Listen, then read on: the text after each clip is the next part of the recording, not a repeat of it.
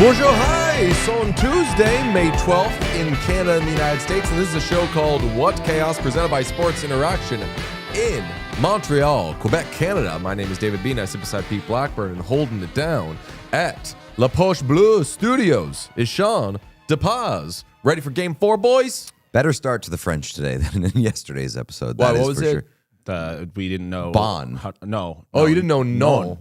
Well, yeah. You didn't. We didn't know no. I also didn't know no. And your pronunciation of La Poche Bleue was pretty good. I don't. Would you know if it wasn't? Yeah, that's the thing. Sounded good. It did sound good. Sounded good to my ignorant ears. I wouldn't know if it was wrong. Yesterday was texting some media people because they were going to meet up, and someone asked, like, are you in Montreal? And I said, no. And they were like, okay, damn, next time. And I had to be like, I am. But Just wanted to if flex we're some doing French, no, because they'd said like oui to something or whatever. And I was like, if we're doing French, right or wrong, I'm using my favorite word, which is no. Or zoot. What do you know about zoot? Not much. Zoot is like a curse. It's like, damn. Our boy Max, who we're seeing tonight, said that it was good. I'm straight up zooted. Is Tomboy Max in the chat? Yeah, he said your pronunciation. I'm assuming this is about your pronunciation of Ponche Bleu. Damn. So it was good. Tomboy Max in the chat. I feel that's kind of a little celebrity sighting there. And we will be, by the way, at Brasserie Capri tonight for Game 4. Canadians, Sabres. Get there early, but most importantly, I've got instructions for you. You have to call and make a reservation because it is going to fill up. You want to call 514-935. Sean, show the number. 514-935. I'm fucking with you. I know. 0228. 514-935-0228 and say Max Van Hout 20. Or say Tomboy Max. Or apparently people have called and said, like, what chaos? And they're like, you're going to have to do better than that. What are you We've talking been about, humbled. fam? Yeah. But be there. It's going to be un film. Brasserie Capri. It's going to be a blast. The way we're putting it is fans of all teams welcome, as long as they're not like Golden Knights fans. I'm just kidding. We're going to do some Golden Knights chat today. We are. We're going to do a lot of other things. Before we get to what's on the show, I do want to sneak in like a little Game 4 mini section because, Sean, players are hitting the ice for morning skate. Yesterday, they did their classic playoff off-day optional skate, which is whoever's out there, you could just take it as a sign. Uh-oh. Those guys ain't playing. Uh-oh. You apparently butchered Max's last name, so you're back Max, to square one. what are you working with? I only know you as Tomboy Max and the GOAT legend. Tomboy Max also said always lurking in the chat. Really? We have an amazing audience.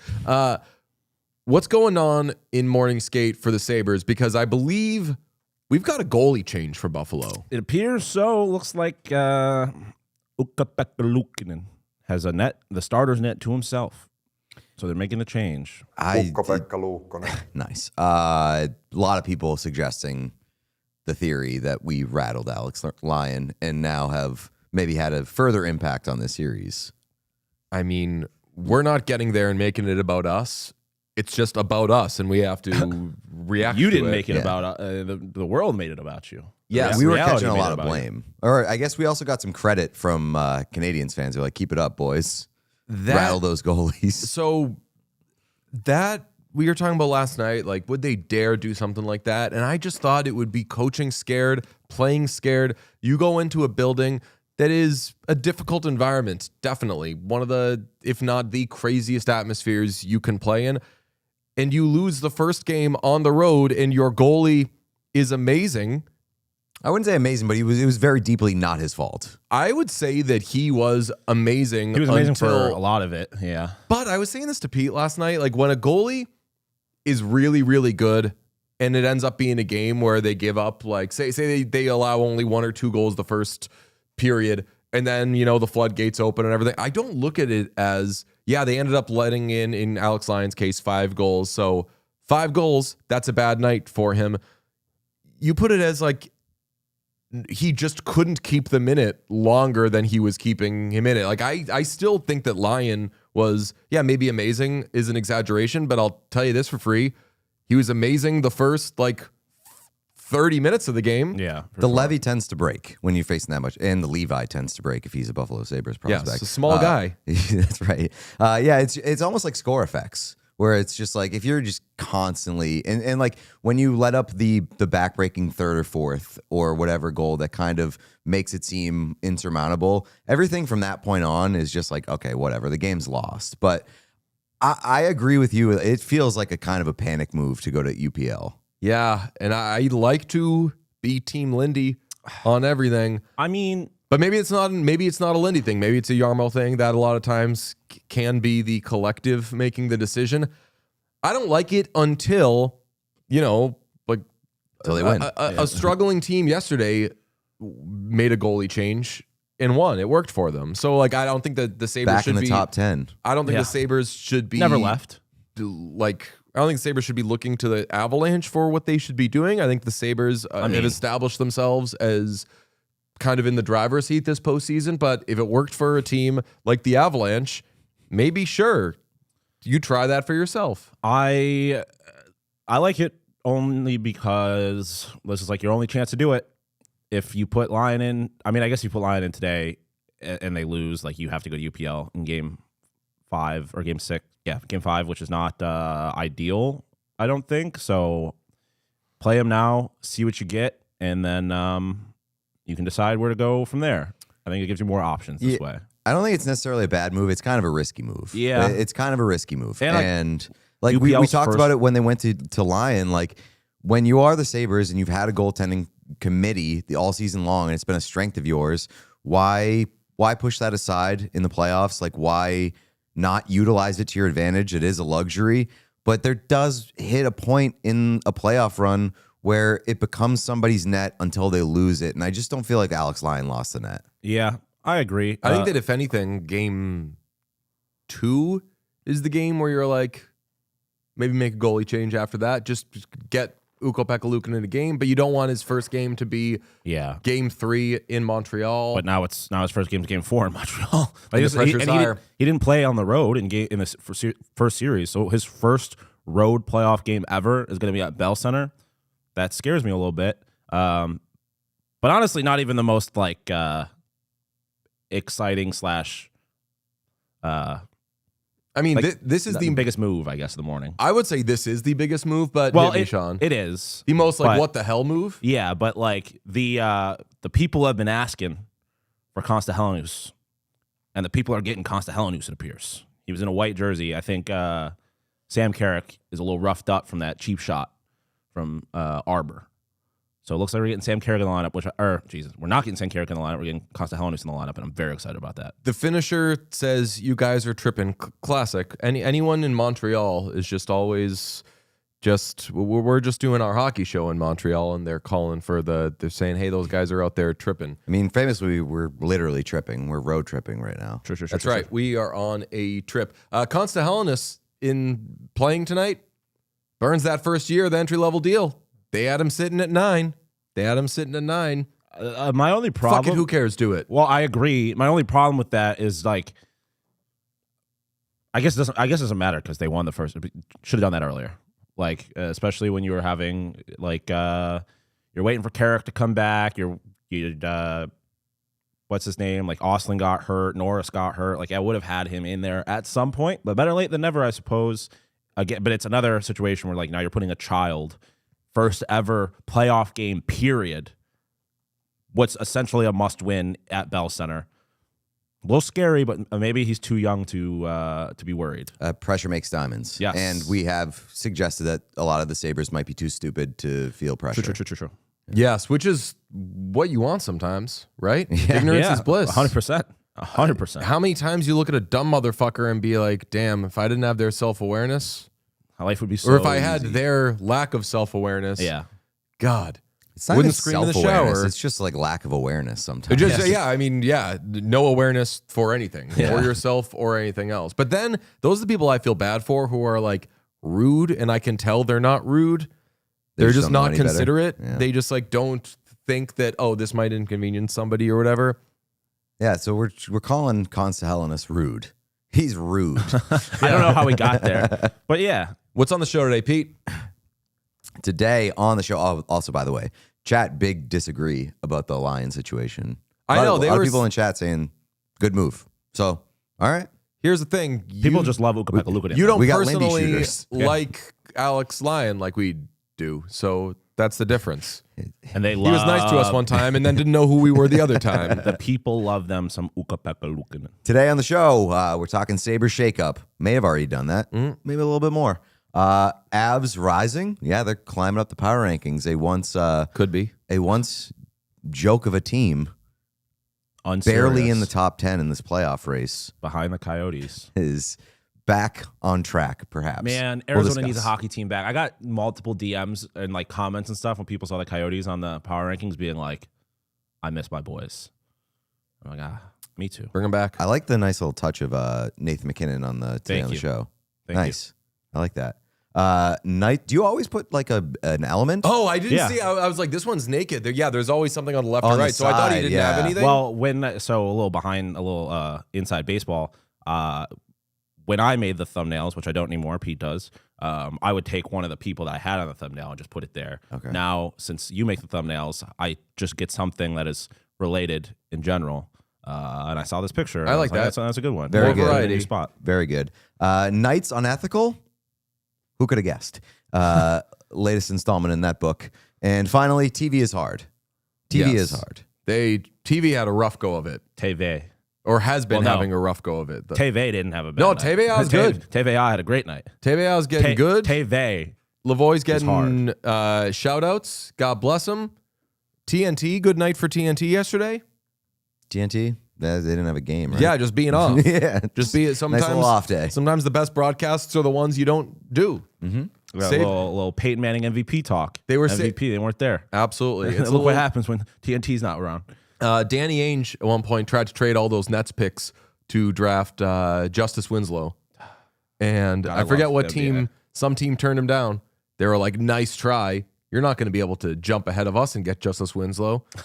That's the best trade Danny Ainge never made. Got Jason Tatum and Jaylen Brown as a result of it. The Avalanche have taken a 3-1 series lead by virtue of a 5-2 victory over the Minnesota Wild in Minnesota. They make the goaltending change. They go back to, do we do back? If you ever go to It works for both. Remember, we decided that it works no matter what. You don't have to ask if it works. Right, because if they've ever played for your team, then you're good. And then if somebody started the previous game, you're just going back to them because they had the previous game. Right. So they go back to Mackenzie Blackwood. Correct. Yeah. Back to Mackenzie Blackwood.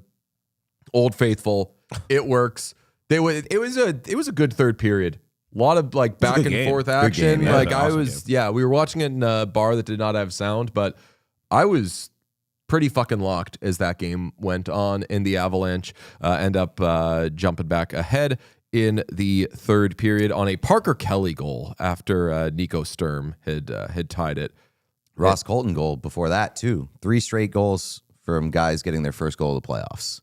Is that right? Yeah. I mean, the Avs now, I saw it this morning, the Avs have 15 goal scorers in the series through 4 games. And like 16 is the most ever in a series. So, like, Avs depth, unbelievable. Spreading the wealth. 2 things that I think we need to talk about from this game. Of course, there was late in the second period where Nathan MacKinnon took a puck to the face. We're going to show you video of it, but it was very bloody. So I tried to cut out the worst of it. You'll still see a little blood, but just know there was a lot of blood. And we could talk over it as you play it. Should have kept the blood in. I don't know how YouTube would be. When I showed Yeah. cocaine, you guys got mad at me. Well, cocaine is different than blood. Blood in a hockey game and a illegal drug are 2 different And things. cocaine at a party? Yeah, I would say that those are 2 different things. Those are, no, but like blood at a hockey game, like, oh yeah, there might be blood at a hockey game. There might be cocaine at parties, Sean. Grow up. I suppose that part is true. I've never wrong. done cocaine. I I don't feel like encourage terms it. of service probably is more harsh on the drugs than the blood. I would think so. Yeah, woke. Give it to me, Sean. There will be drugs. McCarron tosses one on net, off the stick of Blackwood, ends up in front, scooping one towards the net. Was I didn't Vic Foligno, a save by Blackwood. Yeah, like right to the And face. now McKinnon is hurt. That's the worst of the blood if you've been looking away. So, and then he goes down the tunnel, and damn, there was a lot of blood cut from that.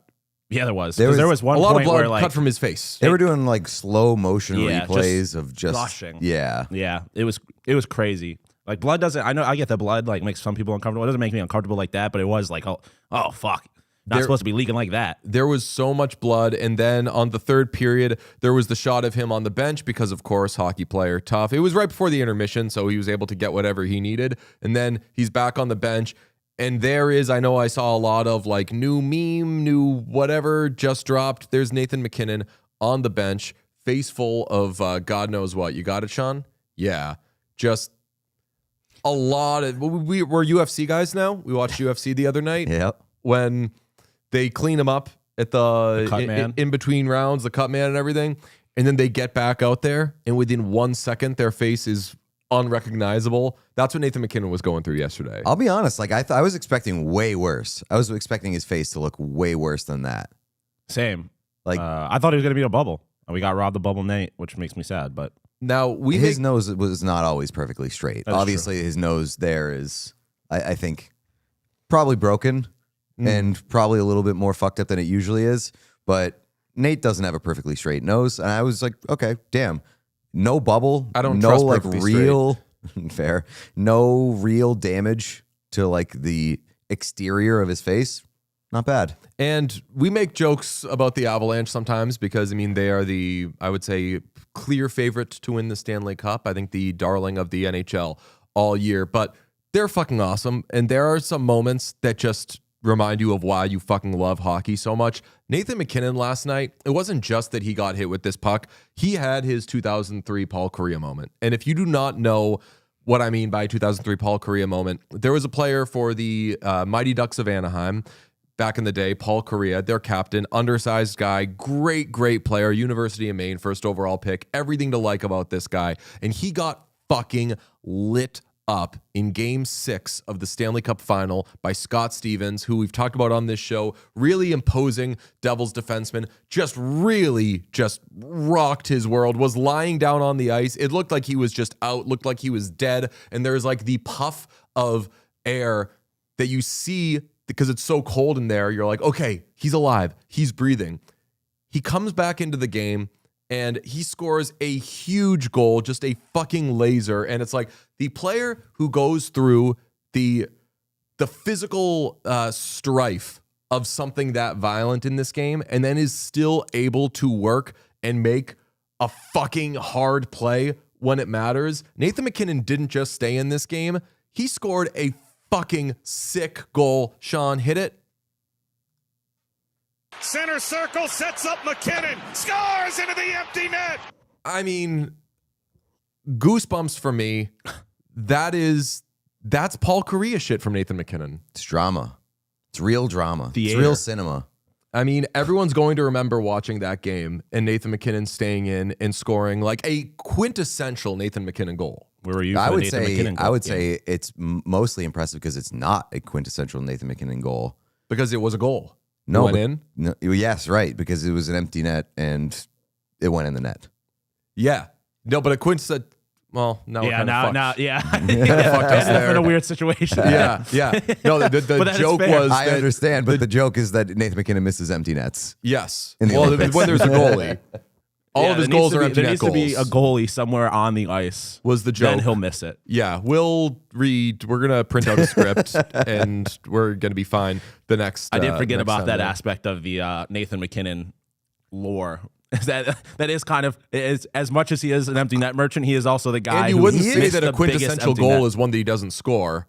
God damn it, Pete. I said it was the opposite of the quintessential goal. But it's not if the. I get what you're saying. It's not a goal if he doesn't score, but But That's I mean, okay. technically, We the almost opposite got of to a the goal finish line. is a goal that you. The opposite of a goal is a goal you don't score. So if it's a quintessential goal, That's what I was saying. Like Fair. you can't say It's goal if the opposite of that would be a non-quintessential no goal, well, he which I don't know what that means. a non-quintessential no goal would be like he's tripped on a breakaway or something, Or like like that, he where shoots like he it doesn't at the score, goalie but it's and the not. goalie just makes a glove save. Yeah, but good for Nathan MacKinnon, man. Just a fucking legend. Speaking of violence, we've got a big time. Was this a penalty from this game? Sean, do you have the was this a penalty graphic? Oh yes. All right. Marcus Foligno in this game had Brett Kulak in his fucking crosshairs. I'll say before we play this, we don't try to coach much here, but like some plays are a reminder to keep your fucking head up when you're out there, because for a million reasons. Give me the play, Sean. Brothers had 15 hits in game number 3 up to 39. Foligno.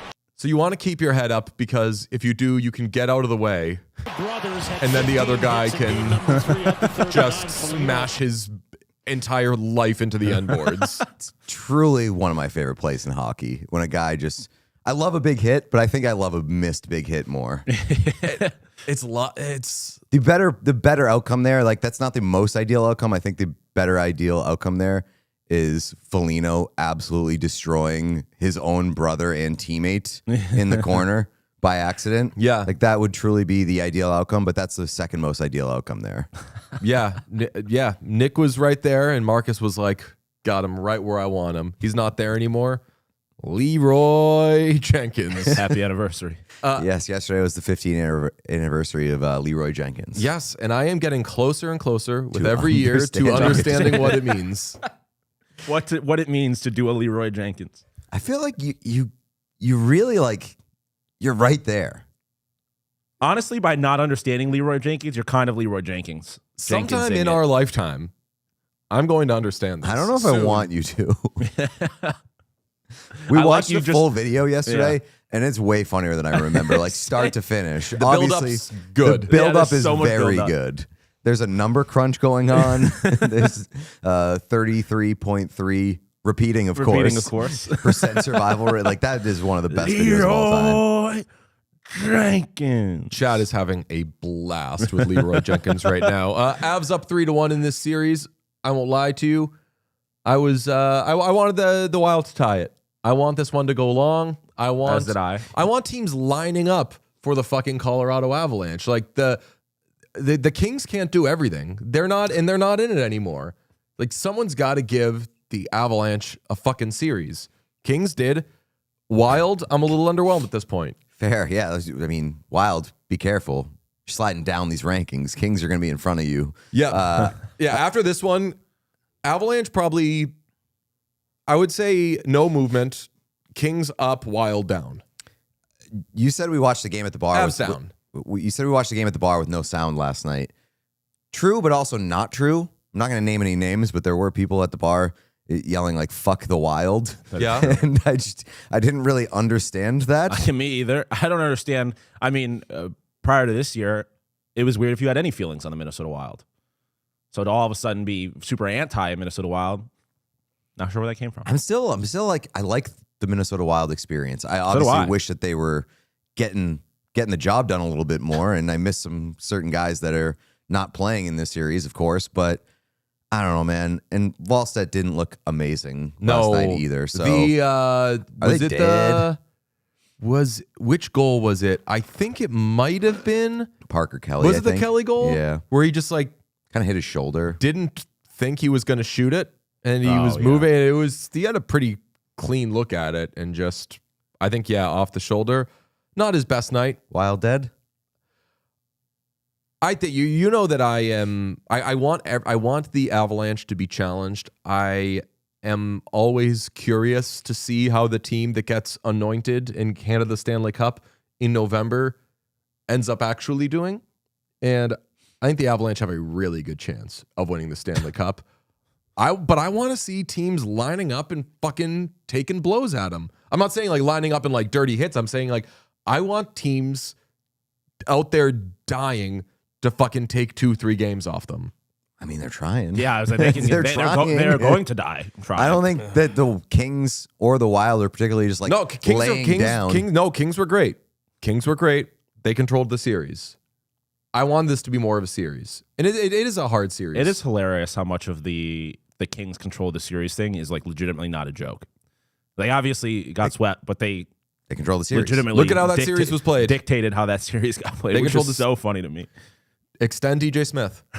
Yeah. I mean, they might have to. Yeah. Oh, no, actually, they're the team that's allowed to talk to Bruce Cassidy. One of 30 teams. Yes, exactly. They have the golden ticket. I I don't know if the Wild are dead, but I feel quite bad about the state of things. They're It's 100% dead. a Avs are commanding not losing 3-1 three lead. games. It's Avs commanding, are yes. not losing three. If they, I'd be fucking floored. I feel like if we the had- Avs lost. we had three. an Boston interesting- 2023 Boston Bruins were up 3-1.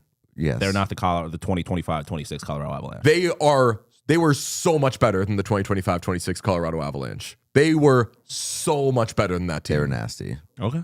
But, I mean, Their Ha- goaltending Avs are was gross. so much better. Their defense, like I They would don't say have a at every fucking Nathan position MacKinnon, group, though. yeah, every position group they might have been better than that team. I'd have to go back and look. But the Boston Bruins, who were choking dogs, were possibly maybe the best team of the last however many years. How far did they get? They lost in the first round. Oh, okay. very cool. Yeah. Thanks, guys. Yep. Don't do that fucking. One of my friends, Scott, is like this. It drives me fucking crazy. He truly believes the best team always wins. And No. I'm like, how are you a fucking sports fan? You goddamn idiot. I love you, Scott. No, but I mean, the difference is that the playoffs are a different animal, and we've seen the Avs win games and win a series. About to win two. That's not really the case with that Boston Bruins team. And you want to would be say- the team that wins. You don't want to be. Yeah. You don't want to be like. There is an argument that the 2004 St. Louis Cardinals were better than the 2004 Boston Red Sox. I don't really buy it. I mean, the but 2013, I distinctly remember the first time I went on a tour at Fenway Park. One of the first things that the tour guide said, they took us near the Boston bombing like little thing that they had there, and they said, you can ask anyone in this city or anyone on this team if the Boston Red Sox were the best team in baseball that year, and they'll tell you no.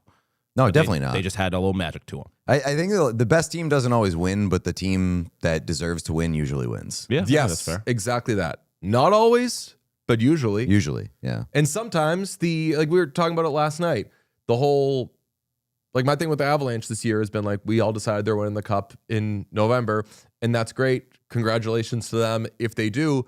But a lot of times that team, something fucking happens, and you hope it's never injuries. But the only teams that I can think of where it's like that team's winning the cup and they obviously win the cup were those Chicago teams.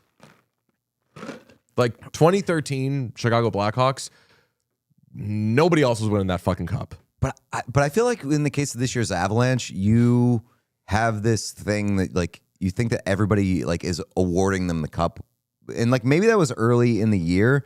I don't think that is the case anymore. We talked about this last night. Like I feel like people aren't handing the cup to the Avalanche. Like they're the favorite for good reason, I would say, and I think that most people are considering the field to be pretty open. No? I do, but I think that What do you mean the by Avalanche, open? whether it's betting, whether it's odds wise or whatever, or just like narrative wise, maybe I watch a lot of Hockey Night in Canada, listen to more hockey podcasts than I think, but the conversation has generally, and you want this, you want to be the best team by far, and you want to be considered the best team by far. I think that this year, the conversation has been that the Avalanche are a lot better than everybody else. And like playing in a great division, and people I think you mentioned the Hughes trade yesterday. That makes it a lot more exciting. But Yeah, I feel Avalanche have been the clear favorite. Yeah, I feel like definitely for the say first half of the year, it was the Avalanche and everybody else. But I feel like post Hughes trade, post Olympics, it kind of opened up to be like, okay, who's coming out of the West in the Central? But we were doing that. I think we got a little more excited about some of the Central teams. Well, I mean, I feel like at the beginning of the calendar year, the Avs kind of sucked for a little bit, and I think the certainty around them kind of diminished a little bit. But I mean, they're the best team in hockey. Yeah, and like, why wouldn't you pick them to be the favorite? They're the best team in hockey. And Other like, than that shit happens, which is what I'm excited about. I personally don't view this as an open field. I think there are 1.5 teams that can win the Stanley Cup. I think 1.5? I Who you got? at this point, I think the Is Wild the are other dead. one Carolina? Yeah, like I think the Avs are going to win the Stanley Cup, and I think Carolina is the only team that can give them competition. I don't believe in the Sabres or the Canadiens in a 7-game Stanley Cup final against the Colorado Avalanche. I'll say there's only Or the Ducks or If Vegas the Golden Knights. Canadians get to the Stanley Cup final, there's going to be some fucking magic behind that, and I'm not going to say that they don't have a chance to win. Like I mean, if you Carolina is get- probably yeah, the best team in the like- Eastern Conference, top to bottom, in terms of their structure and the way that they play, and they probably give Colorado the best series. You're right about that, but if the Habs go through Carolina or the Sabres, I'm not going to say that the series is over yet. No, I'm if not. either one of those teams gets through Carolina, goes to the Stanley Cup final, there's going to be a certain level of belief in them based off of what has happened in the Eastern Conference Final. That's good for fucking them. Like, I think if the Sabres get to this, if the Sabres get to the Stanley Cup Final against Colorado Avalanche, I think they get swept. I also, I feel pretty good that they would get swept. now I want to. There's a couple of teams where if they made the Cup Final, I'd be like, whatever. But I'm pretty cool with any of the remaining teams winning the Cup. We've Vegas Golden Knights we've given the Golden fan? Knights. I was going to say we've given I said other than a couple of teams, like we've given the Golden Knights a hard time and have just said we find them generally uninteresting. That would be one for me where I'd be like, whatever. But I would just be really pro Marner. Was talking with some of like the writers who have been like around. I have not been to every arena in the NHL. Talking to people who have been, we were talking about like the craziest environments because obviously in Montreal, like this is like fucking up there. See, that's the thing. You can't say this is it if you haven't been to all of them. But this is like It's up not there. it anyway. It's just the best. I mean, if there's another atmosphere in North American sports that compares to this, they need new PR agents. And I'm not shitting on the Canadians, but like No, I know you're not. I have been to crazier atmospheres than like what we were at the other night. And we were talking about like buildings that got the crazy. Yeah, for me, number one is Vancouver game 1 of the 2011 Cup Final. That was the craziest I've been in because they didn't realize yet that their team was fucked. And that's a good example, by the way, of it. Like the best team doesn't win. I love the 2011 Bruins. The Vancouver Canucks were the best fucking team in the league that year. They were very injured by the time they got to the Cup Final, and they had a meltdown. They got goalied. Like Bruins were perfect for fucking with that team, and that's why you ask any of these national guys, Canadian, American, or whatever, they'll tell you, God, I fucking loved that 2011 Bruins team because they were just brilliant with how they dismantled this really, really good team. But we were throwing around like craziest environments, and like Montreal playoffs was kind of making everyone's Rushmore, but some were saying, this place, this place, this place. If the Canadians are in the Cup Final, I think they will take that mantle unequivocally because the average Canadians game, the average Canadians playoff game is just about as fucking crazy as the Cup Final, as your Vancouver Cup Final, as your Edmonton Cup Final. A lot of love from the national people last night for Boston, which... Really? Like for me, like in years past? Yeah. Okay. Like craziest for me, Boston was game 7 of the Eastern Conference Final when it was like, holy fuck, they're going to the Cup. But yeah, I think if the Canadians were in the Cup Final with how insane they are already, they would take the mantle. Boston has like a great crowd, but they don't have like the ceremony like Montreal does. Like Boston can have an awesome crowd, a great building, very loud. Their game presentation, I would say, has taken like a step back in the past few years. Boston? Yeah. Or Montreal? Okay. I guess I can't compare it to too much. They started putting AI bullshit in some of the game They presentation. have AI on their fucking Jumbotron. for no fucking reason. I'm not blown away by Boston these days. No, I mean, even before game 4 of the first round series, I was very underwhelmed by like the pregame presentation stuff. And I'm not going to read into the crowd too much. One, because they got their fucking asses kicked from the opening puck drop. And number 2, their level of belief in this Bruins team just like hasn't really been there all year. It's been because they money. know puck. Right. So like fans show up and they're like, I hope we get like a decent game tonight. But like there was no massive energy to the crowd. So shout out chat. A lot of people brought this up, and some of the national people yesterday said this. Boston 2019 when Chara came back with the broken jaw. That pregame, I wasn't in the building, so I don't like. But watching that, were you in the building? Yes, it was so unbelievable. So, do you think that the other night was crazier than that? Well, it's hard to compare because that was like an isolated like 30 seconds, and that energy was in the Habs building the entire game. That was, I guess, that's where my thing with like any other place comparing to it is that like places can be equally loud and crazy, but it's the loudness sustainability was of it. Not the thing. It was the sustainability and just like the ceremony that goes along. Like no one's comparing to the torch and the flames and the fucking music at the beginning of that game, the Olays. Like nobody else has got it like that. And I think if anybody else tries, that's what I think is that's how you put it. No one has it like Yeah. Centre Bell, It's Bell just, Center, I think whatever it's you wanna such a call it. unique experience. Like other places can be loud. Like I think Buffalo, obviously, like I thought game 1 was like prior to game 3 the other night was the craziest thing I had ever experienced. But yeah, And also there's some pluribus to it also. Like you say that everyone is just like so locked in, so together. It is like there's a super hive mind. organism just Yeah. The crowd is just a monster. Like it is a That's why entity even, monster. like the wave hit different to me there because you ever see like if a hornet or something is like trying to attack a beehive and all the bees will like join together and like flutter their like little wings and stuff and make their buzzing noises and it's like to scare away the other people. Like that's what that felt like to me in Montreal, where it was like they're not just doing this because they don't know puck and they're bored. This is like an intimidation, like a scare tactic. And it hit a little different for me. Also, real quick aside, Logan Stanley out in Michael Kesselring. Luke Shen. Luke fucking Shen. What? First off, why does Lindy hate Michael Kesselring so much? There's something there, man. Why does he hate that guy? I don't know. I think he what would run him over with his wants. car I if he think knew he he might. wouldn't get in trouble. I think he might. I don't know Luke what. Shen, he hasn't played in ages. What does he need or want Michael Kesselring to be? Like 100 pounds heavier and like 6 10 years years older. older. Yeah. 6 years This older. is a He Yeah. wants him to be guy. fucking Luke Stanley or Logan Stanley. That's disappointing. Lindy, Ah, brother. I love you, but we're a Kesselring family here. Breaking news, finalists for the 2026 Jim Gregory GM of the Year Award, as voted by Stan their Bowman. peers. It is Don Sweeney, Stan Bowman, Kevin Adams. and Yarmo. No. I was going to say that'd be Bill insane. Guerin, Chris McFarland, Pat Verbeek. I refuse to participate in any of this. Kevin Adams, posthumous GM of the Year award should be awarded, but whatever. That's longer than we spend on most awards. Let's do Golden Knights.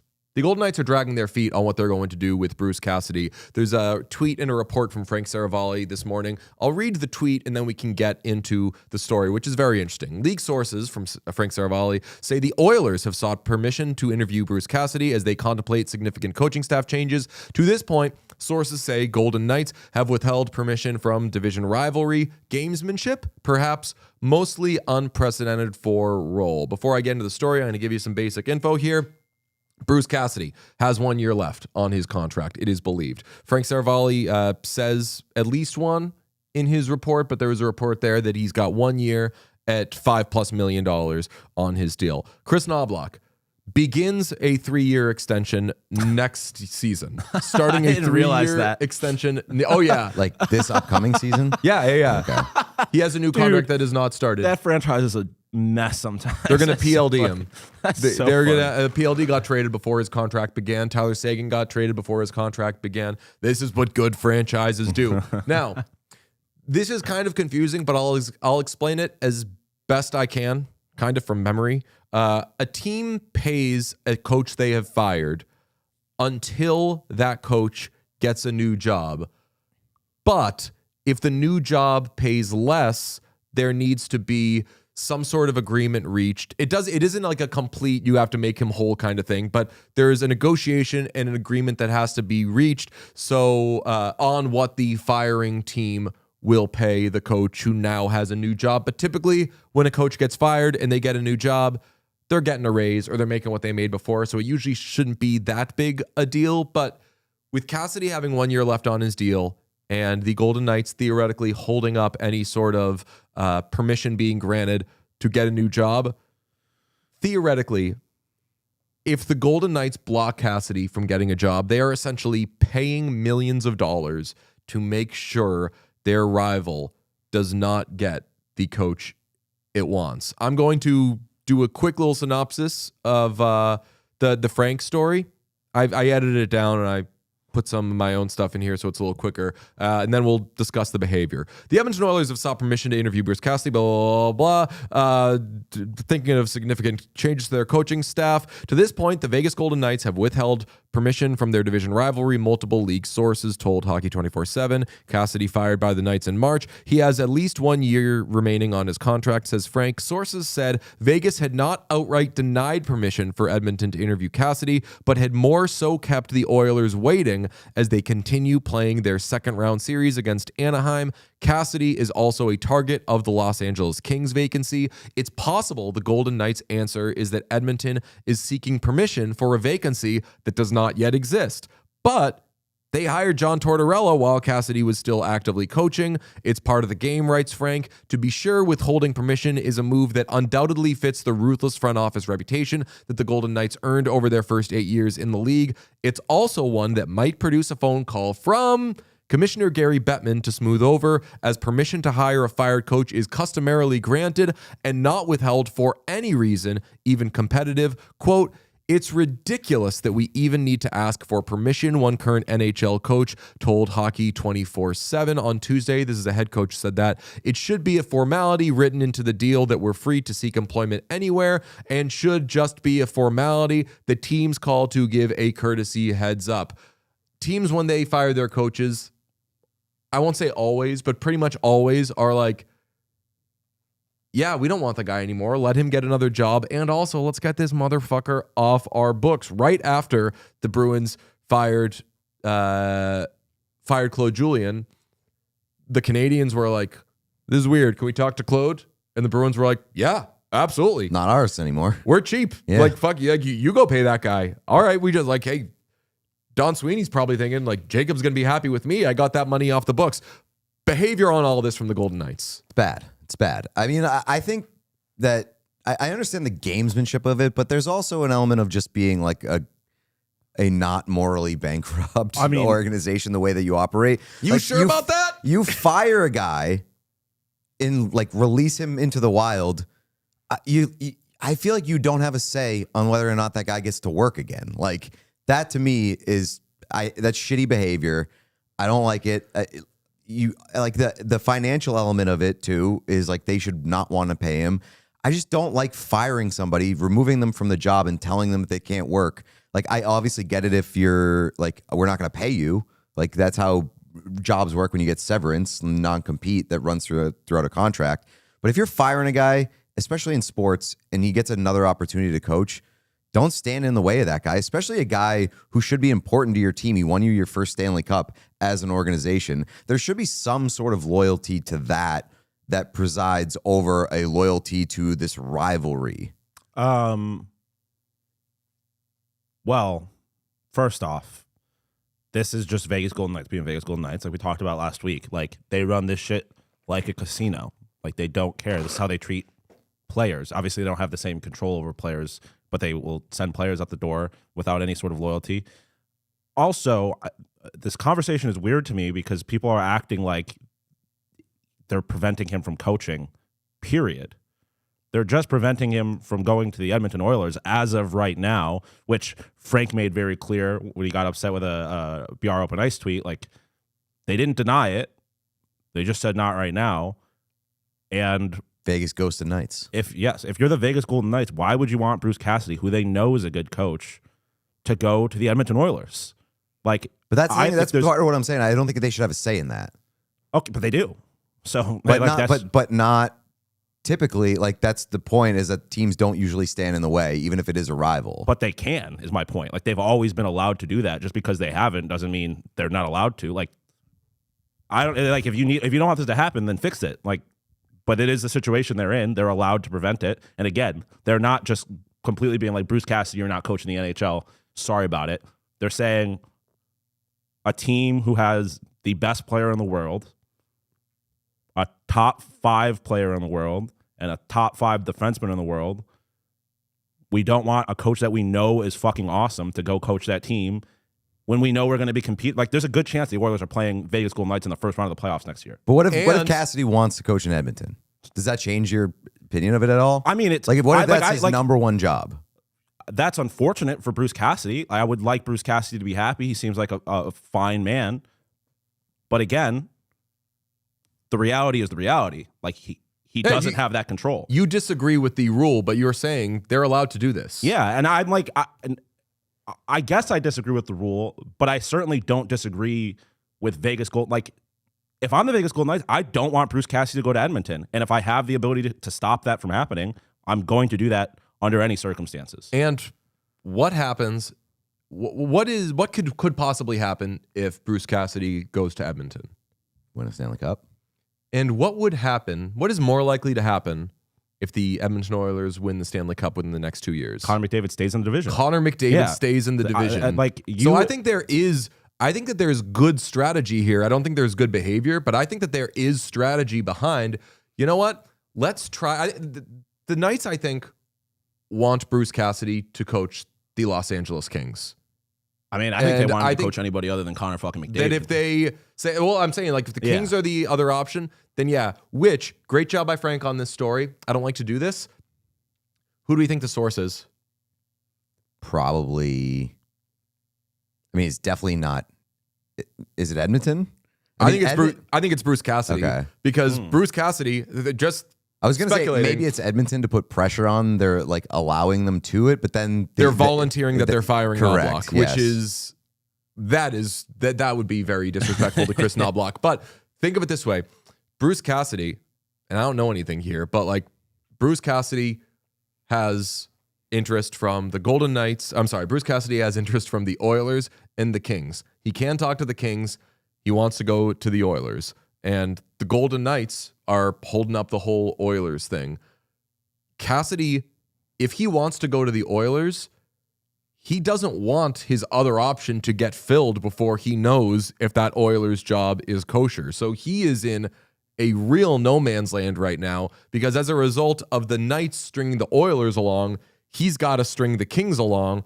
And Kings might say, you know what? We've decided to give, why can't I think of the Denver coach's name? David Carl. Yeah. You know what? We're going to give David Carl like $20 million and we're just going to get him. And then Bruce Cassidy has the year off and he could have been coaching Connor McDavid or Quentin Byfield or whomever in LA or Edmonton. So that'd be my guess. There's strategy to it. And I think everybody's right here. Like it's within what they can do. I just don't think it's good behavior, and I think that we're all kind of in agreement on that. No, I mean, I think I don't care. Ultimately, it boils down to when you fire a coach, I don't think that you should have the ability to stand in the way of them talking to new employers. Like that doesn't make any sense to me. I agree, unless it's a situation where like because I don't know how like other leagues work, but like if you have to keep paying that guy regardless. Then a contract's a contract type of thing. But in a situation like this, where like if you go somewhere else, you don't have to pay him, or you don't have to pay him all that money, whatever. Like, yeah, I certainly agree with that. But unfortunately, that's not the world we live in right now. I think that's something I would imagine. I feel like that's something that coaches didn't think about because, like you talked about, it was so like just assume that's how it would always operate. And now that something like this is happening, I'm sure coaches in the future are going to make sure that it can't happen to them. They need to now. Edmonton needs to get Bruce Cassidy. I was going to say this is pushing me to root so hard for Bruce Cassidy to go to the Oilers just to kind of shove it up the Golden Knights' ass. Well, that, but also you're gonna. I don't want to fire Chris Knobloch unless I'm getting Bruce Cassidy or John Cooper, and the John Cooper thing isn't happening. Yeah. And the more I think about it, I don't think the John Cooper thing is ever happening because on some 2 years, Connor McDavid's going to be a free agent. Let's not do anything that helps the Oilers keep Connor McDavid.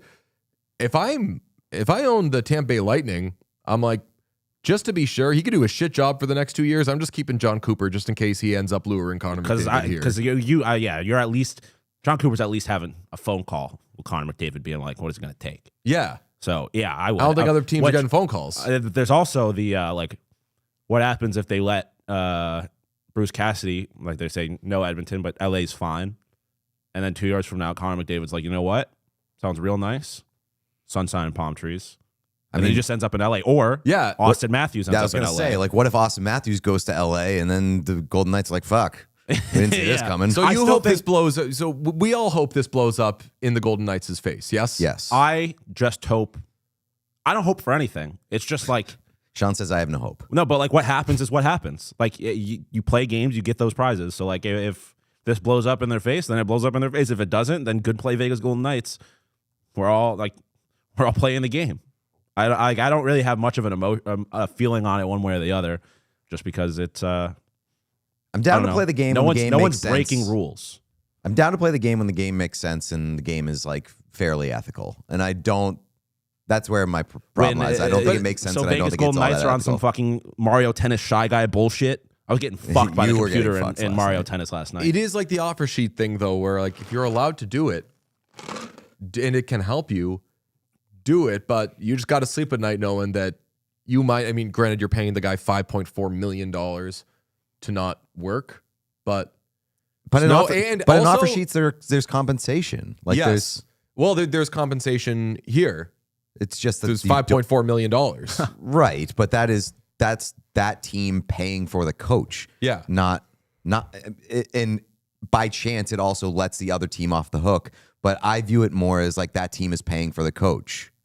Yeah, they are paying their coach to not coach, which is how that whole process begins when you fire somebody. You're on the hook for their money. You do have that control. Again, I think we all disagree with it.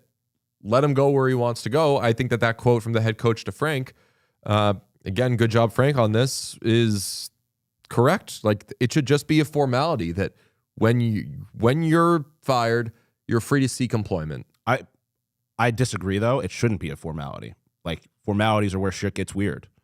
Make it like law. Put it in black and white. You ink. have to pay the coach, but the coach gets to seek employment wherever he wants. Yeah, like especially when the Vegas, like we know who the Vegas Golden Knights are. We know how they operate. They're ruthless. That's how they've been so successful from the jump. Like, I don't know, just shouldn't be that trusting, I guess. Do you think do you think that we're days away from getting Chris Knobloch news one way or another, though? I feel like they don't fire Chris Knobloch unless they have the coach. They don't I fire Chris wouldn't. Knobloch. I don't think they make a decision publicly until Bruce Cassidy has a job, whether it's with them or somebody else. Respectfully, Chris Knobloch can't be that shocked that they're looking for another coach or even like kicking around the option. I would have guessed that he'd be fired by now. Like he's lasted longer than I would have thought, and I don't think nobody thinks that the Oilers have a Chris Knobloch problem. Well, so I don't know if you want to have this conversation right now. Maybe it makes more sense once he actually gets fired. But like, what is Knobloch's future like? Because I don't think. Do you think he's a bad coach? No, Like, That's is what I'm another saying, NHL like- team going to try and get him? no, like he had a I reputation. think he re-enters the portal. Yeah, That is a retread that I'm happily scooping. yeah. Just so I don't know. It'll be Doesn't lose a interesting to lot of see. games in a row. Like, what happens if Knobloch leaves and he fucking balls out somewhere else? What does that mean for the Edmonton Fuck, I mean, Oilers? Knobloch to the Sharks, Oh, I'm still not. and then I still they don't use that fully to lure understand. McDavid. Then they use Knobloch to lure. Still don't McDavid. fully understand why people hate Warsofsky that much. I'll be real, and I don't know their relationship. I'm not a fan of how he does the whole Will Smith thing. Sure, but I'm reserving good. judgment for him as a head coach until I see them have a full team. Yeah, like they perform so far above expectations this year. Coach of the year, coach of the year, and no Celebrini heart votes. That would have been awesome. If they had made the playoffs, I would have listened to that conversation. We have a slight-ish breaking news. Matt Porter from the Boston Globe says we're going to hear about Charlie McAvoy's suspension today. Yeah, his hearing was yesterday. He's expecting it to be around 5 or 6 games. Yeah, I think I said I wanted 10, and thinking it'll probably be 8. A couple days ago, I was like, it's going to be 6. Now I'm like, it'll be 2. In-person hearing? 2. Yeah, something like that. Very good conversation, boys. Very interesting. We will see what happens there. Now, the television has not been amazing because last night, Nazem Kadri scored, and apparently ESPN missed this goal with a Wild got on the board first. Yes. Kadri scores to tie it, and they were airing a pre-taped interview during Quinn the game. Hughes, yeah. With oh, you can't miss that. That's right. Yeah, it's just Must see TV. riveting entertainment. Do we have it? All right, hit me. On the power play so far this series. Yeah, it's good. Just feel like everyone knows what they're doing. We're feeling confident, trying to get shots there and outman them. So it's a good shot by Brock. Thanks, Quinn. Appreciate it. Yeah, thank you. And now a good shot by Nazem Kadri on the power play. That's the goal call. Boston Terrible. made a terrific initial save, back. but Colorado has tied the game with the man So advantage. This could be a shit on ESPN thing. It needs to be a we said it a million times. Stop fucking doing the in-game player interviews. And this doesn't happen. Go. I don't have as much of a problem. Like, I definitely don't think it's necessary. I don't have a problem with the in-game player interviews so much as when they choose to air them. Exactly, and that is clearly the problem.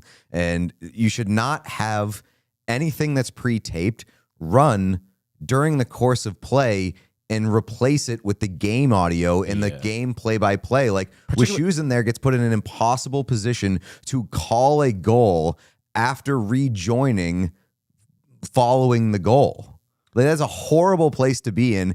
And we always talk about how important, like, and why it's so important to us that broadcasts are good. And do we want to shit all over ESPN all the time? No, we do not, but we want the product to be better because it's such an integral part of the sports viewing experience. Like, putting together a quality broadcast package can elevate the experience of sports watching so much, especially in hockey, especially in the playoffs. I want crowd noise. I want great play-by-play calls. Like, it elevates the moment so much. And when you got a big game-tying goal and you don't get any of it, any of the natural sounds, it's in a tiny little picture next to an interview where you're probably not getting anything of real substance. We don't need to do that. Prioritize what matters. It's the fucking game. I don't even like. I think you could do it during gameplay too. Even it's certainly which I didn't realize it was during a fucking power play. During a power play, that absolutely cannot happen. And it needs to be like off of a goal, like or off of an intermission where you're getting a face off at center ice, and you can more than likely assume there's not going to be a scoring opportunity in the next 15 seconds. You can't do it when a team is on a power play taking an offensive zone face off like that. They're just at least a little more situational awareness, or you have a quick trigger finger and be prepared to cut that shit. Like I think about I play FIFA all the time, and they'll have the little cut-ins from the third person giving you score updates from other games. But if you start streaking towards the box, they'll cut that shit off and be like, we got to talk about the game that's actually being fucking played here, and then they'll give you an update later about what she was going to say. Like, they're awesome if you can have them, but they're not as important as the fucking game. Cut that shit off when it looks like there's a goal about to be scored and play the rest of it later if you need to. You can run a taped interview again. You cannot run the live feed again. Exactly. Like, I mean, I guess you can with a replay, but it's not the same. It's not the same, yeah.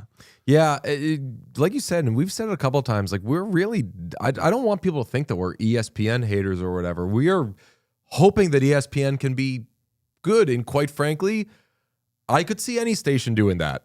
I'm an ESPN. And it would fucking it would annoy me just as greatly either way. Like ESPN. I think you've got so many resources and you've got so many talented people. Like, it just I have a tough time understanding how it doesn't always work. You're Apple. You're Nike. I'm a big I want the best to be the best. And obviously the TNT broadcasts are the best that we have right now. But ESPN should be putting on the best product. They are the worldwide leader in sports. And the fact that they're not is disappointing to me because I want ESPN. Like, I want fucking Gary Thorne. Like, not which is not to say that the play-by-play people are the problem, but I want ESPN hockey used to fucking be something. And there's no reason it shouldn't still. They should do what, honestly, do you remember in Vegas when Fanatics had us, some other brought people some or normal whatever? people in and they brought in some what's fucking normal people who consume the shit, and they were like, what do we need to fix? What are your thoughts? This isn't being recorded. We won't say what the conversations were or whatever, but what do you think we do good? What do you think we do bad?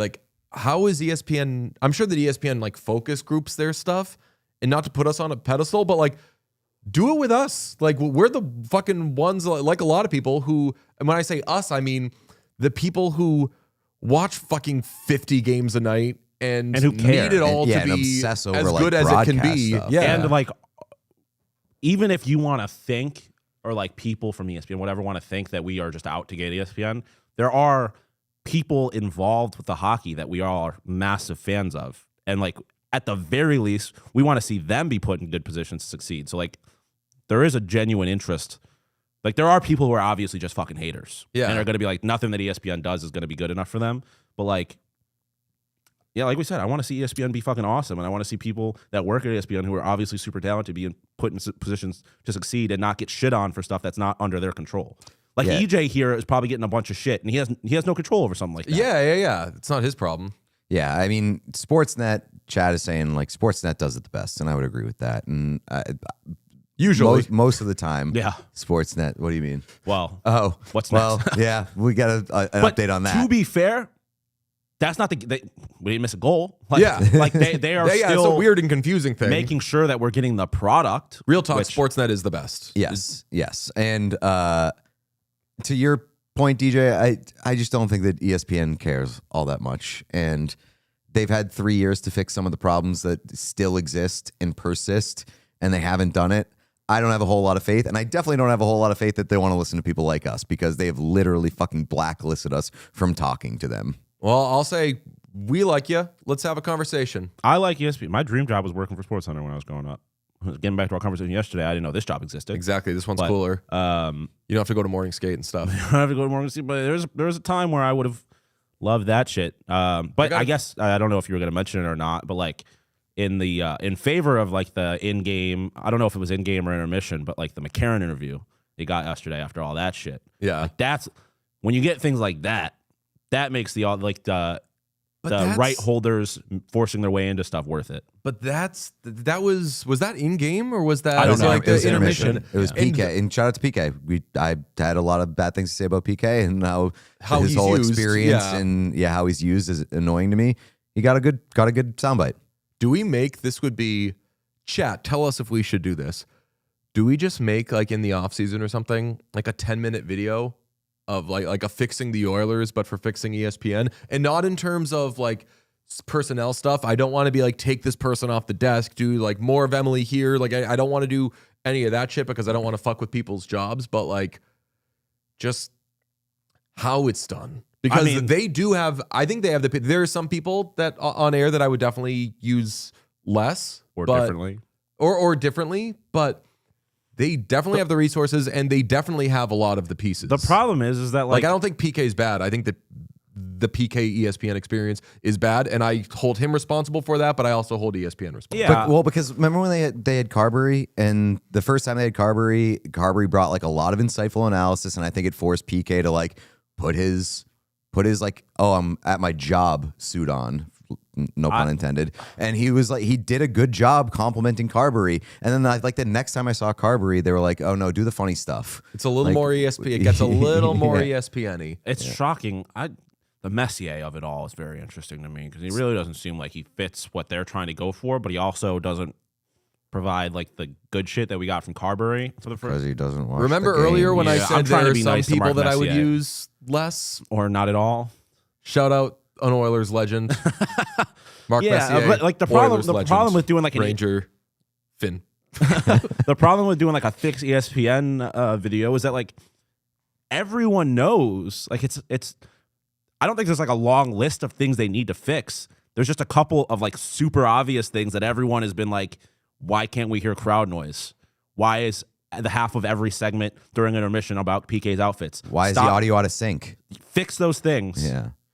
And I'm not smart. Like I don't know what you have to do to fix those things, but they're not a problem everywhere. So it seems fixable. I mean, I don't know though. yeah, we are three absolute idiots producing something that ends up looking pretty decent and sounding okay, if I may say so ourselves. And I hope so. There's only three of us. ESPN, you've got at least five people. ESPN, working let me produce the NHL broadcast. Nothing would go wrong. Well, Surely. I said that because I was thinking, like, if they asked us any technical questions, we'd be like, what? I I fucking don't fucking know. Just get in there and work hard. That's what we do. What happened with Sportsnet? They're using AI photos. They did a segment on Nick Suzuki and his newborn child the other night, and they did like a broadcast package, and included in that broadcast package was a collection of photos. And if that doesn't look exactly like Nick Suzuki to you, it's you're not the only person to notice that, because everybody was like, "Why the fuck did you AI yassify Nick Suzuki?" So for a picture of their newborn child. his face looking snatched though. Nick Suzuki's a good looking guy. He's naturally a good-looking Yeah, guy. You that's don't what need I'm to fucking go Make ahead pictures. and generative fill his face. Especially if the other pictures are real. Maybe he's got doing it with family photos too, like not your family. Like if you want to fucking AI your own family photos, I think it's go weird. ahead, be a weirdo. But yeah, I can't. That's your family, yeah. Right. It's you get to do whatever you want with pictures of your family and shit like that, whatever. But a broadcast, for some reason, using AI when like you have to include the photos or just do something else, so weird. And I don't think that they've said anything about it. I know that they went and they removed the video from YouTube, and then I think that they removed the photos from their website as well. Which is but like bad. I'd like to hear what like Sportsnet has to say about this. Because I like outside of the fact that they removed it, like I don't know that it's AI. Like it like oh, it just doesn't. That's I guess clearly I know AI. It that doesn't look I like know them. that it's AI, but like that's a clear admission of guilt, I guess, if you're taking it down. Chat says Michael Scott on the ski trip with his girlfriend's family at Energy. Yeah. Exactly. Skis and greetings. Weird. I don't know that one. Yeah, That season 3 with Carol, his wife in real life, where she breaks up with him because he made a Christmas card of a picture of her with her husband and their kids. He like yeah. And he put himself over the husband. Oh my Yeah. god. Skis and greetings. Oh god. Having a I ball. don't remember that. I mean, she absolutely breaks up with him for it. That's And he tries to get her to stay by saying, oh, it's why he ends up bringing Jan to Sandals, Jamaica, because those Yeah. tickets were for her. yeah. And as she's walking, he says, Carol, if you walk through that door, it is over. Oh damn. I know. I guess the chat's saying they haven't released any pictures of the baby yet. So if, as far as I'm concerned, or as far as I know, so I think it's completely AI. That's what I had. So completely AI. I thought that was out there. That's so fucking weird, man. Yeah, you can't be doing that if somebody's child in particular. Yeah. Like even like obviously doing it to Suzuki and his wife or significant That's other so would be weird. weird, but doing it to like somebody's baby when like there's especially like a lot of athletes who very purposefully don't allow pictures of their child to be put out. Like Right. Like that's not great. yeah, I mean, like if you're making the decision to not post a photo of your child on the internet for millions of people to see, I don't think you're going to be happy with somebody taking a fake photo and saying that's your child and posting it for millions of people to see. That Yeah. shit's so weird. Chad is just hammering Michael Scott trying to sell Carol on Sandals, Jamaica. Jamaica's largest freshwater pool. I need to be in like the room when some of these decisions are made. I need to listen to the logic of somebody being like, oh, there are no photos of the baby. Maybe we should just make them in AI. And was that idea floated to anybody else? Was there a person who could have been like, I don't think this is a good idea? There's not more people. Like it seems like everyone, the public, is generally anti-AI, especially in situations like this. And I don't understand how there's nobody in the room being like, I know that I'm not in charge here, but I'm gonna just tell you right now, people aren't gonna respond well to this. Like I don't understand how they get there. I wouldn't even say like it's particularly in instances like this because like I think this is a completely unique instance. Well, fair. Where like if the But, like, people don't like it Avalanche in any want sort to of use creative if the situation. Avalanche want to use AI to like enhance their graphics and their goal things, you should know you're probably going to get cooked because there's a general sense of like don't feel great about AI slop, don't like this sort of trend, but using it to create a photo and include it as part of a broadcast package is wild. Yeah, I mean, this is like much more like I would say like significantly more problematic and like a moral problem. Whereas like the other thing is like I just want to protect art and creativity. Yeah. But like this is like don't fuck with a man's family. Like that's You're weird. right, yeah. Again, we've talked like if you're restoring something or if you need or if like the picture that you have needs like 10 more pixels to the right and you extend it like that in Photoshop has the option for like generative there, but if you're generating a thing, it's that's where I don't do it. And if you are generating a person, you are getting into some really murky waters. And if that person is a baby, Yeah. You're getting into the water's not murky. It is. You cannot see through that at all. that is bad water, folks. But is it a good slate? That's what I want to know.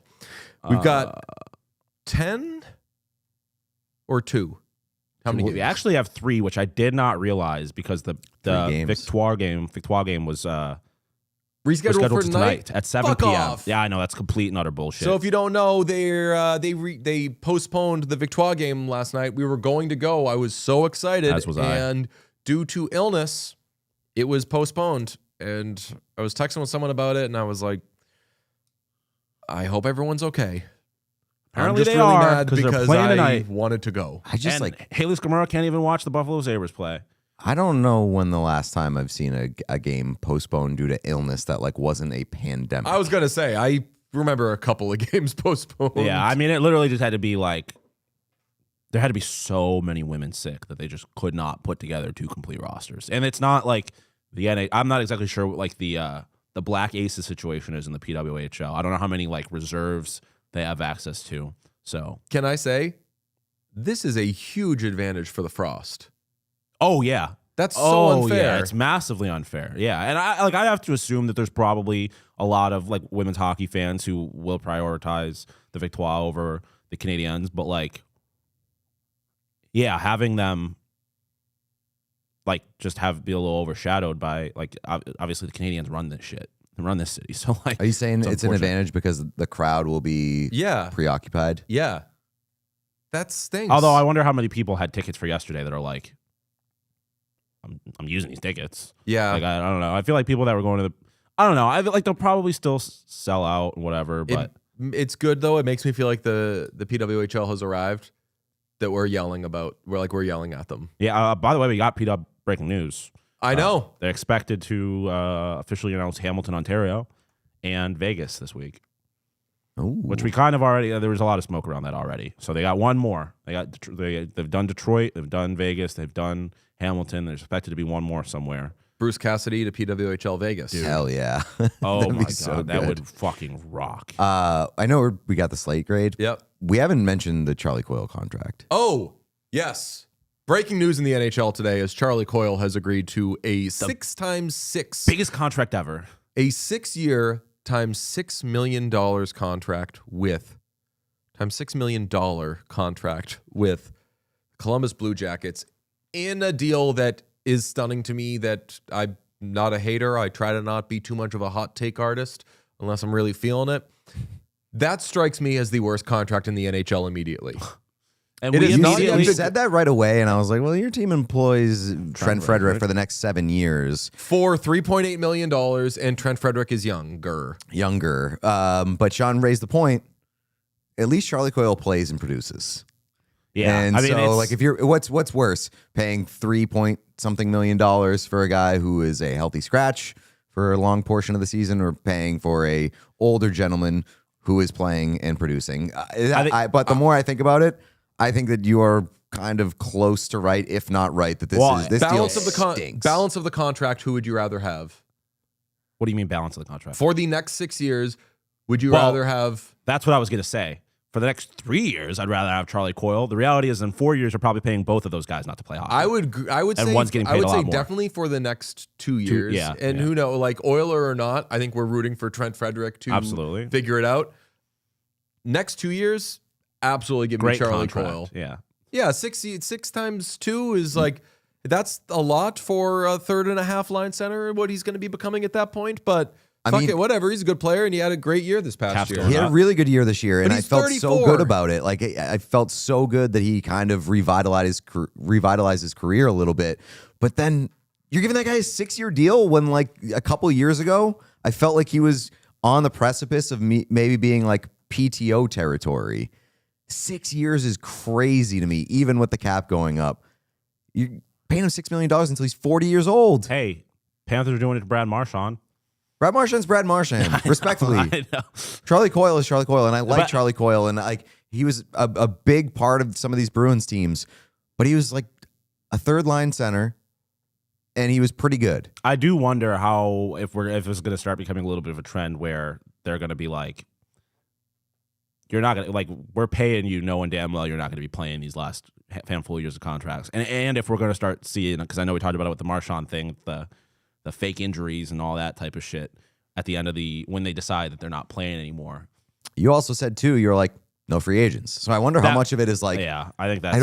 I wouldn't give a guy a 6-year deal just because I'm like, I can't really go shopping this summer. But like also, there are no free agents, but like there are free agents, and those free agents are Charlie Coyle level players. Like that's part of the. So like, I would have assumed you could get a third line center that is not 34 years old at $6 billion. That is stunning to me. That especially is a with all stunning the deal. Especially with all the young centers or center-ish players they have. And like you got Monahan, you got Fantilli, you've got I think he's an RFA, what's Cole Sillinger's contract situation? I am not sure. Blue Jackets, Puckpedia. Boone Jenner's going to be a UFA, right? Mm-hmm. Yeah. I don't know, man. It's a weird deal, and I look at Charlie Coyle, and he had a good year last year. This is his second best year of his career. I know. Second best year of his career at 33 years old. How much are you expecting him to be that player for the next 6 years? Sillinger is going to be an RFA. Sillinger, Fantilli are there two. Lord have mercy. And Igor Zamula are there 3 RFAs this year. Oh, and Jack Reeves. Jack Reeves, RFA. Yeah. Ken Johnson is going to be traded, right? I would think so. Back-to-back years, the Blue Jackets have re-signed one of their players to a deal that has immediately entered the worst contract in the league conversation. Provorov, I was like, I know everyone's going to hate this a lot more than me. It's not a good contract. This is worse. Yeah. And I buried the lead. Like, it's definitely obviously worse. Very happy for Charlie Coyle. Right. That's amazing. As Pete said, a year ago, making 5.25, people are thinking, I mean, he was getting bounced around. The Avalanche had this guy. Imagine if Charlie Coyle had the year that he just had for the Avalanche in Colorado. They don't need to trade for Nazem Kadri. They're in unbelievable shape. So good for him. Very happy for him.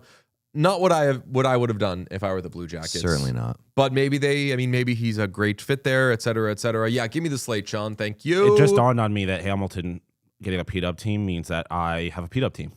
Oh. I have a P-Dub team within driving distance finally, which is going to fucking rock. Saw someone in the CBH subreddit float Charlie Coyle for captain. Respectfully, if Boone Jenner leaves and you don't name Zach Werenski captain, what the fuck are you doing? Yeah. When I said like maybe he's good there, I was wondering if like there was some leadership thing and they're just like, we got to keep him. He's what got this. Or maybe he was one of the few players that Rick Bowness was not talking about. Like, we need more like this, and then you let that guy walk, then you say, okay, what are we doing here? Sabres at Canadiens, Game 4. Montreal leads 2-1.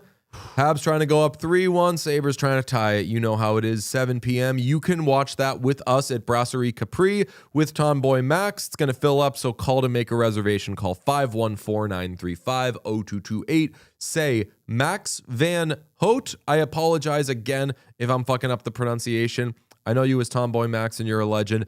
Ducks at Golden Knights, series tied 2 games apiece. This is a good one, 9:30 p.m. Eastern. And man, Ducks can grab control. I need it. On the road, though, Vegas getting that post, not letting their coach interview bump. This is going to be a good one. Good games tonight. Watch Game 4 of the Sabres and Habs with us. Let's do some super chats before we get out of here. Only got 5 of them right now. All right, good. Because we are running a bit late. Michael Curtis says, I want the old Titan stick behind DJ. Hell yeah, there's a lot of amazing stuff here at La You're Poste not even Bleu seeing Studios. like a shred of how cool this space is. Yep. Max LaPierre I guess you are and the kind of. gang in here. Renee Maldonado says, Kings played the Avs harder than the Wild. No doubt. 100%. Controlled the series. Check the power rankings. Karen McGraw says, to live like you were dying. That's Tim McGraw who says that. That is true. Karen McGraw says, I've got a barbecue stain on my white t-shirt. Damn. Also Tim McGraw. Yep. Hard to explain, or had to explain, shout out the Strokes, who jacking up their Hughes to a bunch of Who up Jack in their Hughes? Jack in their Hughes to a bunch of coworkers I just met after Quinn's assist last night, as I have yelled that anytime Hughes does something cool since Pete's Olympic tweet. It just randomly out of context with a bunch of people who have no idea. Ooh, up Jack in their Hughes. Who up As Jack a in their celebration Hughes. to a sick hockey play. And then Alex Delmo says, gearing up for Avalanche Hurricanes Stanley Cup Final, Natty Disaster Bowl. That'd be a fun Cup Final. Snowtonin says, tuning to Centre Bell talk, you love to see it. The David Carlson, my guy, says, DJ, can your boy get a quack quack? Happy birthday, Sean. Quack, Happy quack. birthday to you too, Happy David birthday, Carlson. David. Birthday, buddy. Quack, quack. Quack, quack. David Carlson, quack, quack, quack. All right, well, I didn't want to let your seal thing go underappreciated yesterday. I think you did another seal. art. Yep. Yeah, thank you. So I heard it played back, and you didn't get the love it deserved. So 2 for 2 on animal sounds. It's this all right. week. I mean, we were yesterday was a big. Y'all mind if a mixed race podcast play a little jazz show? So we definitely have to just keep calling it jazz. Oh, When yeah. we riff on anything. Is that jazz I hear? Big in on that. This week in jazz with like any sort of jazz playing would be a Or just very nice reel. John Stockton. Or, it's a mix. We're not doing Karl Malone. No Karl Malone. No. Drop it. Malone. George Karl. Be a mix of us, Donovan Mitchell, What's happening right now? Jazz, Utah Jazz players. Utah Jazz. Donovan Mitchell is a. Famously was drafted by the Utah Jazz, Oh. wasn't he?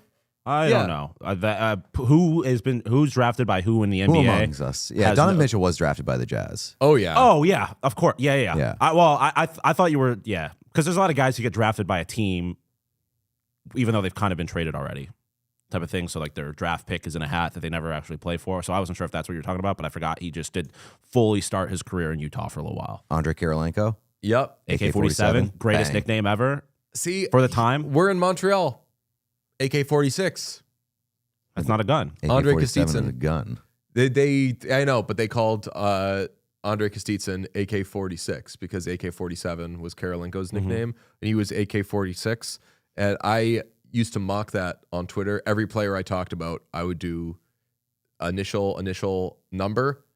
And then there was a thing Like EK-65. People actually do that now. and then like within a year or something, that actually became a thing to do. Yeah. And then I was so afraid of people because I thought that was so cringy. Like, just talked to DP88 and he said whatever. Like, just write Pasternak. Right. Freaks. All right. See you tonight. Yep. You gotta pay the bills, Oh, yes. Sports interaction. which I have pulled up already. Oh, okay. Lovely. Let's pay the bills with Sports Interaction. Brought to you by Sports Interaction Sportsbook and Casino. Every game is your game. When you bet with Sports Interaction, bet the action on every period, every shift, every shot with Canada's homegrown sportsbook. Sports Interaction, Ontario, only 18 plus. Please play responsibly. Looking at. Sean's got an idea. Yep. He suggested it in the car. Oh, a Benson birthday boy goal? Yeah, Zach Benson birthday. He's 21. Birthday buddy. Me First hit beer. me, David, and which is funny because he's in Canada, Yeah. so we already could drink here. But me, Zach Benson, and David Carlson sharing a birthday. I don't know what the conversion is, but he's 4.40. Damn. Anytime goal scorer, Zach Benson. 4 point, let's see, odds converter. And by the way, if it's his 21st birthday, he also is famously Canadian. And this time of year, his birthday usually is not working. So he's probably back home. I would venture to guess he's had beer before, but if he hasn't, that is absolutely fine. No judgment anywhere. I had a nice non-alcoholic Radler yesterday. It was quite tasty. Plus 340. Oh, Zach Benson, and he was getting stuffed like crazy Yeah. by Dobej, especially in like that third period. So he's due. He wants one. He's been around it. Okay. Sabres need a big night from the big guys. And Yeah, I mean, that we need a includes taste. the little Famously, guys Zach too. Benson is big. I know, that includes the little guys too. But I like a team whose big guys are the little guys. Yeah, oh yeah. Shout out the Montreal Canadiens. Every game is your game when you bet with Sports Interaction. From puck drop to overtime, bet with live odds on every play with easy deposits and payouts. Go to sportsinteraction.com/whatchaos to open an account. Ontario only 19 plus. Please play responsibly. We will see you tonight. Yummy loser point says Kopitar U7 AK-47 flex stick. 47 flex. Initially, probably said AK. Yeah, Yeah, makes That's sense. really cool. Okay. By the way, Sabres 0-14 when trailing 2-1 in the series. I don't know if the drops are within reach, but where are you on the worried scale? I don't know which one's which. That's the only problem. But Hit them all. I didn't get anything. You probably have it muted. Do I? Yeah, you probably have that the effects track muted. Oh, okay. Sean just played. I'm worried. Okay. Okay. To answer your question, I'm worried. But I don't really care about the history. I'm not worried because 0-14 means we can't win. I'm just worried because the Habs are really good. And last night, or game 1, or game 2, and game 3, both kind of sucked. You know who also wasn't worried about the history? The Minnesota Wild, because they were like, our history starts now. And then they just started getting kind of whacked around by the Colorado Avalanche. So new history ain't always what you want it to be. And that's from someone who reads fiction. That's a guy who knows history. That's okay. Watch Party at Brasserie Capri tonight with Tomboy Max. Be there. We'll see you then. Bye-bye, Montreal. If you enjoyed this video, please subscribe to What Chaos here on YouTube. You will get everything, daily episodes, player interviews, and so much more. It's all here on the What Chaos YouTube. Hit subscribe.